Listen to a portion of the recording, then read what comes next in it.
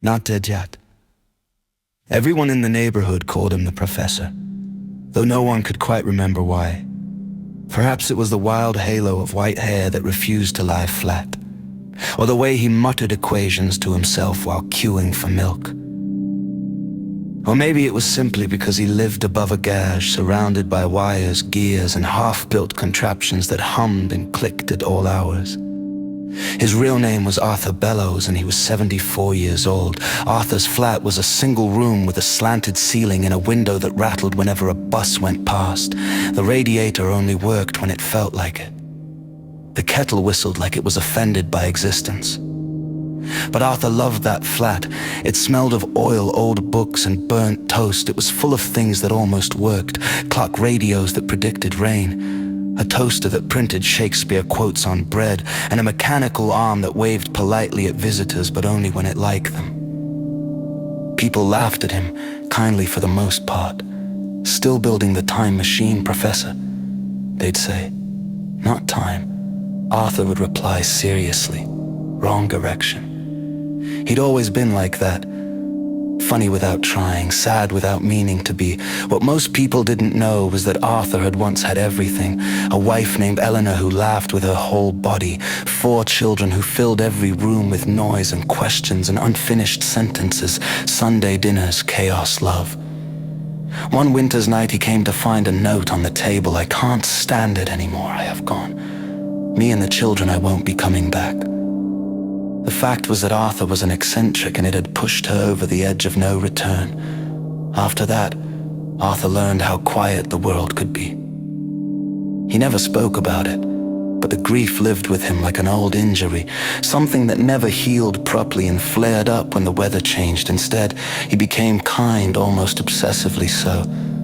He bought coffee and beef burgers for anyone sleeping rough near the station. He fixed broken radios for free. He listened. He remembered names. "You're too good for this world," a homeless man once told him, wiping ketchup from his beard. Arthur smiled sadly. "I'm not from it." He said that often that he wasn't human, that he was visiting, that he'd stayed too long. People nodded and patted his arm and said, "Of course you are, Professor," the way you do when someone's pain has taken a strange shape. But every night after the garage door rattled shut and the world went quiet, Arthur worked. At the far end of the flat stood the machine. It was beautiful in a chaotic way, a ring of salvaged metal, glowing coils, old television screens wired together, and a low, pulsing sound like a distant heartbeat. He spoke to it softly as he adjusted dials and scribbled notes in careful handwriting. "I'm close," he whispered. "I can feel it."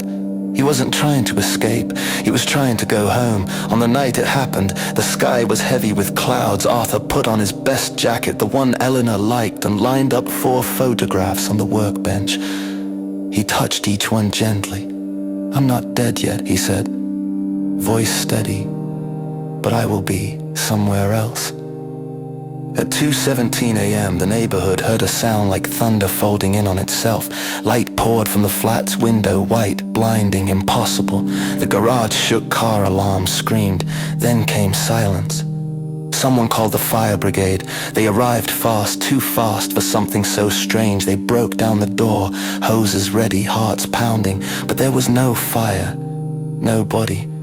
Just a warm room, the machine reduced to a faint hum, and 4 photographs lying neatly on the bench, untouched. Arthur Bellows was gone. Some said he'd finally lost his mind completely. Others swore they saw a flash of light rise into the clouds. The homeless man by the station started leaving an extra coffee out every morning. And sometimes late at night, the garage door creaks on its own, and the toaster prints a single phrase on burnt bread. "Not dead yet. Just elsewhere."